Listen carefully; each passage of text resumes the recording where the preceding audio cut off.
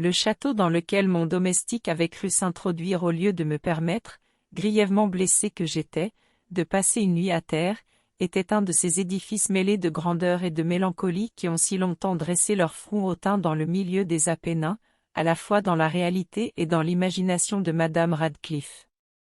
Selon toute apparence, le château avait récemment été abandonné, bien que temporairement. Nous nous installâmes dans une des pièces les plus petites et les moins somptueusement meublées. Il était situé dans une tour isolée du reste du bâtiment. Sa décoration était riche, mais ancienne et extrêmement détériorée. Les murs étaient couverts de tapisseries et ornés de nombreux trophées héraldiques de toutes sortes, et d'eux pendait un nombre vraiment prodigieux de peintures modernes, riches de style, enfermées dans des cadres dorés d'un goût arabesque. J'étais profondément intéressé, et peut-être que mon délire naissant en était la cause, ces tableaux étaient accrochés non seulement sur les murs principaux, mais aussi dans nombre d'angles que l'architecture capricieuse du château rendait inévitables. Je fis fermer à Pedro les lourds volets du salon, car il était tard, allumer un grand lustre à plusieurs bras placés près de ma tête, et ouvrir complètement les rideaux de velours noir, garnis de festons, qui entouraient le lit. Je l'ai voulu ainsi pour pouvoir, au moins, si je ne m'endormais pas, me distraire alternativement entre la contemplation de ces tableaux et la lecture d'un petit volume que j'avais trouvé sur mon oreiller, dans lequel ils étaient critiqués et analysés. J'ai lu longtemps, je regardais dévotement les peintures religieuses, les heures s'enfuirent, rapides et silencieuses, et minuit vint. La position du lustre me gênait, étendant péniblement la main pour ne pas troubler le sommeil de mon domestique, je le plaçai de manière qu'il éclairât en plein le livre. Mais ce déménagement produisit un effet tout à fait inattendu. La lumière de ces nombreuses bougies tombait en plein sur une niche du salon où l'une des colonnes du lit avait jusque-là jeté une ombre profonde. J'ai vu envelopper d'une lumière vive un tableau que je n'avais pas remarqué jusque-là. C'était le portrait d'une jeune femme déjà formée, presque une femme. Je le regardai rapidement et fermai les yeux. Parce que je ne me l'ai pas expliqué au début, mais tant que mes yeux restaient fermés, j'analysais rapidement la raison qui les avait fait fermer. C'était un mouvement involontaire pour gagner du temps et reconsidérer, pour s'assurer que ma vue ne m'avait pas trompé, pour calmer et préparer mon esprit à une contemplation plus froide et plus sereine. Après quelques instants, je fixai à nouveau la toile. Il n'était pas possible d'hésiter, même s'il l'avait voulu, parce que le premier rayon de lumière, tombant sur la toile, avait dissipé la stupeur délirante dont mes sens étaient possédés, me faisant soudain revenir à la réalité de la vie. Le tableau représentait, comme je l'ai déjà dit, une jeune femme. Ce n'était qu'un portrait en buste, le tout dans ce style qu'on appelle, en langage technique, cartoon style. Il y avait une grande partie de la façon de peindre de Sully sur ses têtes préférées. Ses bras, sa poitrine et la pointe de ses cheveux radieux pendaient dans l'ombre vague mais profonde qui servait de fond à l'image. Le cadre était ovale, magnifiquement doré et d'un beau style mauresque.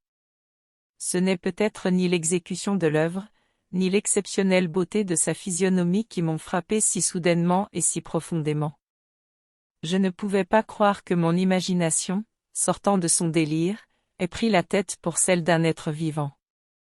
Cependant, les détails du dessin, le style de la vignette, et l'aspect du cadre, ne m'ont pas permis de douter un seul instant. Absorbé dans ces réflexions, je restai une heure entière les yeux fixés sur le portrait. Cette expression inexplicable de la réalité et de la vie qui m'a d'abord fait frissonner, a fini par me subjuguer.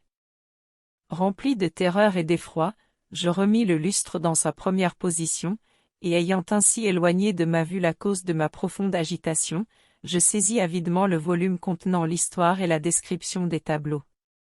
Je cherchai aussitôt le numéro correspondant à celui marqué par le portrait ovale, et lus l'étrange et singulière histoire suivante.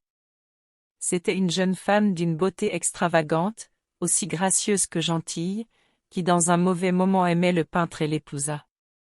Il avait un caractère passionné, studieux et austère, et avait placé ses amours dans l'art, elle, jeune, d'une rare beauté, toute lumineuse et souriante, d'une joie de fan, aimant tout, ne haïssant que l'art, qui était sa rivale, ne craignant plus que la palette, les pinceaux et autres instruments importuns qui lui volaient son amour.